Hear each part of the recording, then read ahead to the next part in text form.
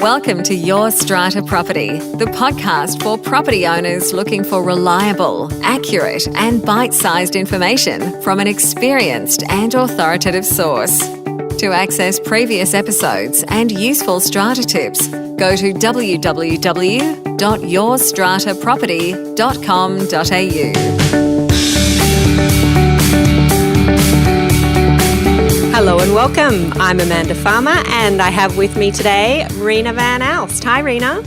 Hi, Amanda. How are you? I'm doing very well. How are you? Good. Yeah, very busy, but looking forward to the weekend away and the national conference next week. So, yeah, it's all good. Yes, we're heading off to the SCA National Conference in the Hunter Valley. I think by the time this episode goes live, we will have probably already been there. So wasn't it fun? Yeah.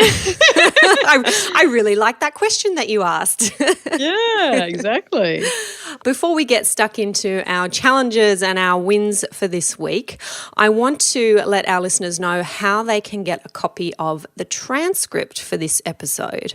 Now, we have been producing transcripts for a while now on the Your Strata Property website, and they have been really popular. They're a really good way to review the key topics that we're talking about in the episodes, particularly these episodes with me and Reena. If you're driving and you're listening to this, if you're at the gym listening to this, if something really important came up and you didn't quite catch it, a great way to review that information and to share it with your strata manager, with your fellow committee members, your fellow owners, is to grab a copy of the transcript. So you can now have the transcript delivered straight to your inbox, and there will be a unique URL webpage for each transcript for each episode. So if you want the transcript for this episode, you go to www.yourstrataproperty.com.au/066. That's the numbers 066, and that is because this is episode 66. I can't believe it. Wow. It still feels like episode 6. Yeah, it's a great accomplishment, Amanda. You don't realise how time flies and how much effort goes into producing these podcasts. So I know. Congratulations. I know, but it's a whole lot of fun too. I wouldn't be able to do it if it wasn't fun. And we get such great feedback from our listeners and from members inside the YSP online community that it is something that I'm passionate about and more than happy to keep doing. And now I have you by my side, Reena. It's all more fun. Definitely lots of fun.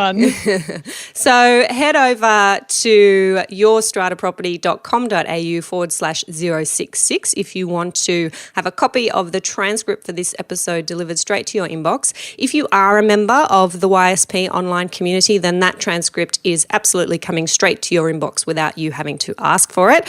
That's just one of the benefits that I like to offer to our members. So that is a bit of housekeeping done there, Reena. Let's jump on into our challenges for the week. What's been your challenge? Yeah, well, one of the main challenges that I've had has been with a new scheme I've just taken carriage of recently. And basically, it's a very small scheme with one majority owner and a number of other owners.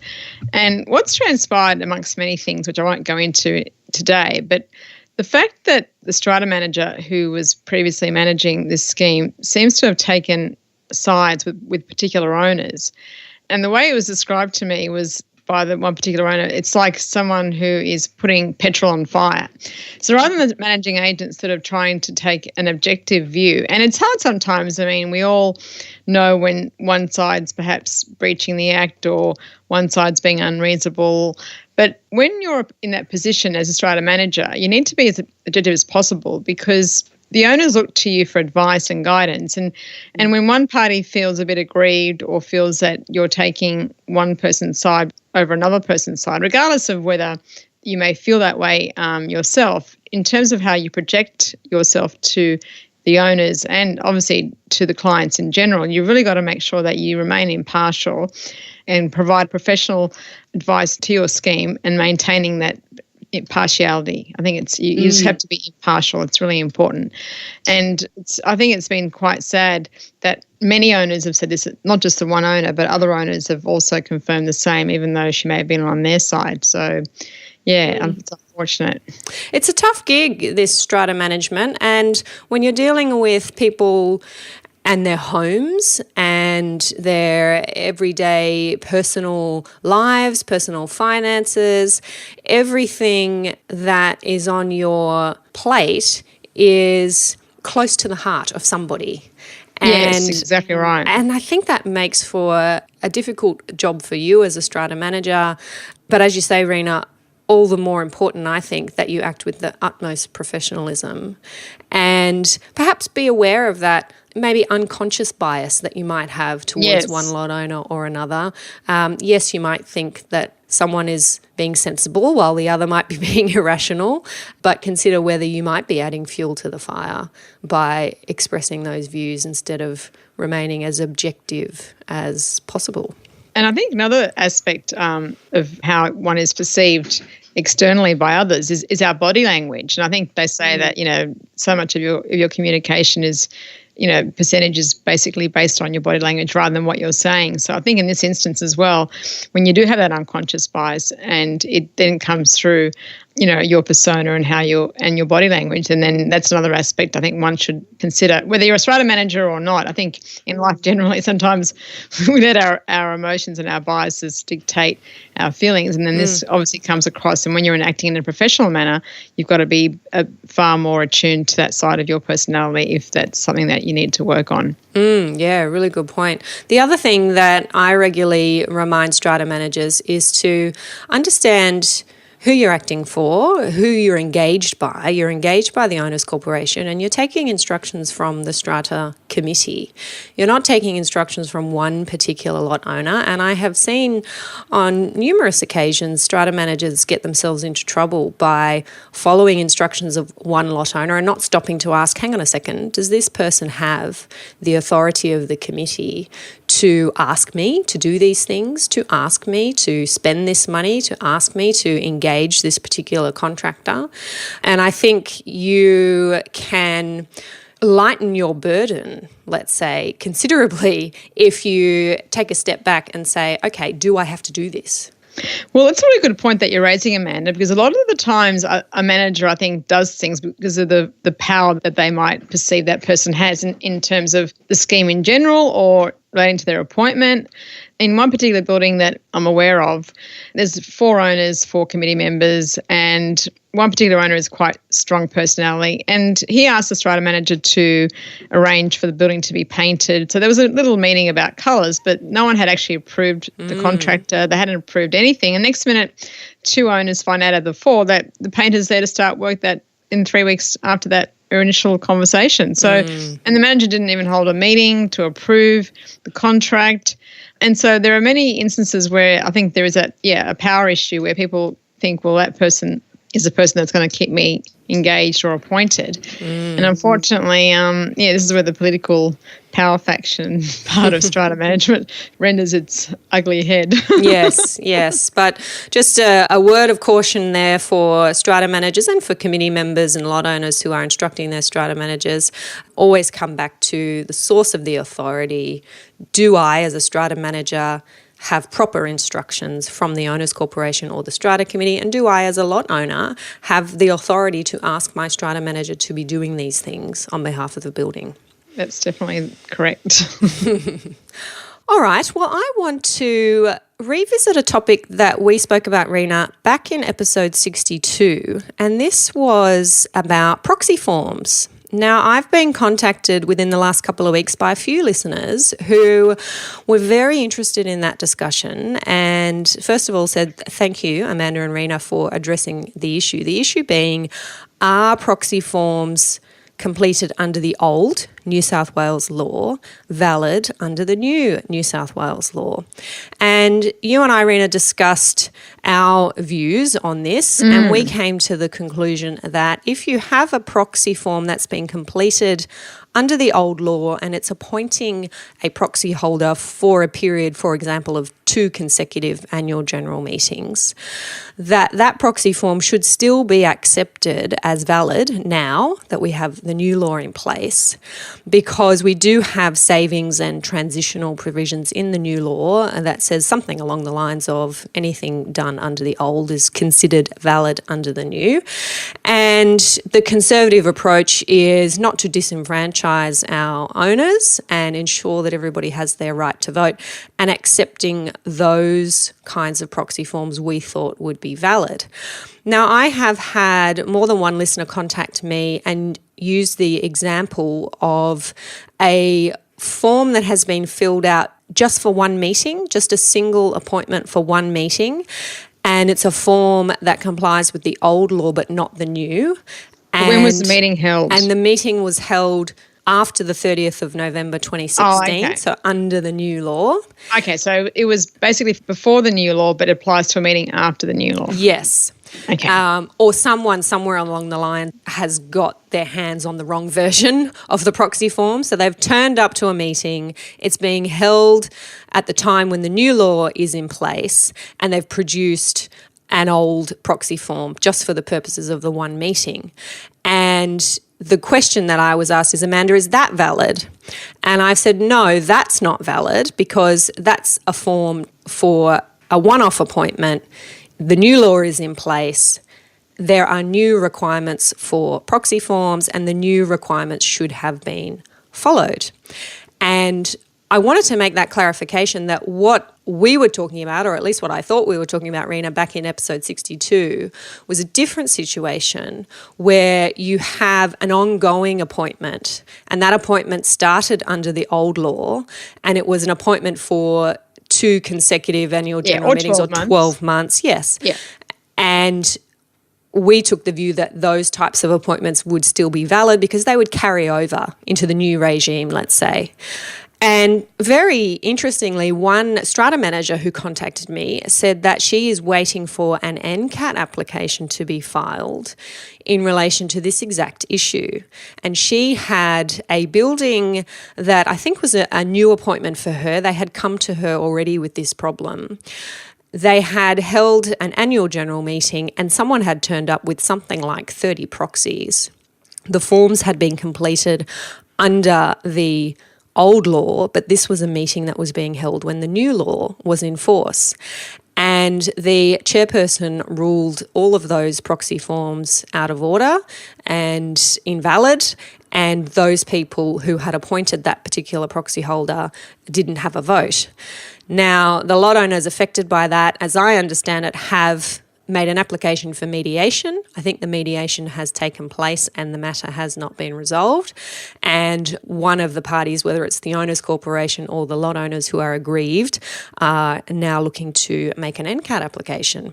And it wasn't quite clear how many of those proxies were in the category that we're talking about, Reena, where they are those long-standing proxies, and how many of them were fresh appointments, which in my view were probably on the wrong form. But it will be very interesting to see how this plays out before NCAT, if that's where it's headed. Well, I believe that based on the facts that you've just presented, Amanda, that the proxy limit still would occur whether you had whether the old form was in place or not. So yeah. The person who's a proxy bearer could only have 5% if it was over 20 lots. Yep, good point. Whether it was an old form that was ensuing for 12 months or 2 AGMs. So I think the number of proxies that you can hold at a meeting that's convened after 3rd November would still apply in terms of that aspect. But you're saying, did one person have 30 proxies? I'm not sure exactly what the numbers were, but I know that there were a number of proxy forms relied on, whether it was by a single proxy holder or numerous, and it was something like 20 or 30 altogether that were impugned, that were forms compliant with the old law, but this was a meeting that was taking place under the new law. And of course, when this particular strata manager heard our podcast, her ears pricked up and she said, oh, this sounds like my kind of situation, and got in touch with me just to clarify exactly what our view was on that situation. And I said we'd have a chat about it and put it out there. There might be some other buildings who have experienced something similar, but I do hope if it is an issue addressed by NCAT that decision is reported, and perhaps we can have the tribunal take a definitive view on this issue. Well, I've received advice from a friend of mine who's living in a scheme where they received an EGM agenda, and it said that they could not use any proxy forms that were filled out under the previous act. So, and that included any ones that were for consecutive meetings or for 12 months. So it'd be interesting to see how many people are taking that view as well. And what happens if someone is disenfranchised, especially someone who's perhaps elderly and, can't get to do another proxy form and had on the assumption when they filled it pre-30 November that it was going to be there for 12 months. I suppose what is important to say in this situation is that best practice, in my view, would be to complete a new form if you can. If you are someone who's appointing a proxy because you live overseas or interstate or you just can't be there for these meetings, then if you can, get your hands on an up-to-date copy of the statutory form, which is set out in the Strata Schemes Management Regulation. Your strata manager and also Fair Trading can also give you copies of these forms, and fill out that form rather than take the risk and rely on an old form. This really seems to be an unsettled issue at this point in time, and best to act conservatively and fill out a form in accordance with the new law if you can. Yeah, definitely. I agree with that. Definitely. Whatever you can do to make sure that there can be no problems in the future in terms of any proxy appointment that's given. Yeah, so I'm interested to find out more, Amanda, about that case that you're referring to, and hopefully it'll be a reported one. Yeah, keep you posted. Okay, so what's exciting this week, Reena? Any wins? What are you looking forward to? I'm just looking forward to the weekend and going away to the conference next week. So pretty much I'm just quite busy at the moment with new schemes and doing all the take-on work for that. But I'm definitely looking forward to the national conference, which starts next Wednesday. Yes, so that is the Strata Community Australia National Conference, which is being held in the Hunter Valley. Always a good turnout. I'm zipping up there myself, but only for a very short period because I've got to head off to Melbourne on the Thursday night. But I'm looking forward to catching up with you and others. But as I said, by the time this episode goes to air, we will have been there and enjoyed that. And didn't we have a great time? Exactly. Well, something that I want to share this week, Reena, that has been really positive. I had one of my members inside the YSP online community ask a really important question, and that was, how do I get my hands on cases about strata issues? And this was a member who is involved in some litigation or about to be, and they wanted to do a bit of research themselves about how others appearing before the tribunal in a similar situation may have dealt with their issue. And they asked me, Amanda, how do you as a lawyer find cases on strata issues, including decisions made under the old law? Because as we know, the Strata Schemes Management Act 1996 is now repealed. Does that mean all the decisions that have been made under that act have now disappeared into the ether and we can't get our hands on them anymore? And I said, fabulous question. And what I did is directed this member of my community to the website Aalst, and I'll spell that. It's AUS for Sam, TLII.edu.au, Aalst. And that's a website that lawyers use to look up legislation. And there's a really clever feature on the website where you can find all the cases that are associated with a particular section of legislation. So, for example, if you were wanting to find cases on the repair and maintenance of common property, which used to be Section 62 in the old law, you can look up a copy of the old law. It's called a repealed act. You can then go to Section 62 in the repealed act, and then you can click a button which then highlights for you all the decisions made, whether by the tribunal or by courts, which reference Section 62 of the old Act. And what I was able to do is actually record a video of me doing exactly that exercise, and I popped that into our members forum, and our members were able to watch that video and then find out how to be a bit lawyerly and look up strata cases. And I know that particular member who was after that information found it really useful. So I was a bit chuffed that I was able to do that. Something really simple for lawyers, but, you know, the layperson doesn't necessarily know how to do that kind of thing. And it takes me 5 minutes to record a video and share that. That's a great idea, Amanda. I think watching people sort of find information and seeing it in a visual way really helps. Because sometimes when you're following instructions and one little thing doesn't work, but at least when you're seeing someone actually doing it, it does help. So, I've always used Ostly in terms of bookmarking all the legislation on my Chrome browser, and it helps with not just Strata legislation, but any other legislation that you want to look up as well. So, but I think in terms of cases, some of the cases are quite long, and I think for a layperson, they would probably still need some legal assistance in deciphering some of the reasons. So, yeah, definitely. I would just caution any manager out there, even though you may read a case, it doesn't mean that we don't need assistance in some respects, especially if there's complexities and it's not just a black and white sort of case. Absolutely. But I have been assisted definitely by clients in the past who have been a bit proactive with this kind of thing and have said to me, Amanda, I was having a glass of wine on a Friday night. I jumped on Ostly and started to look up some keywords that might be similar to mine, and I found these few interesting cases. What do you think of these?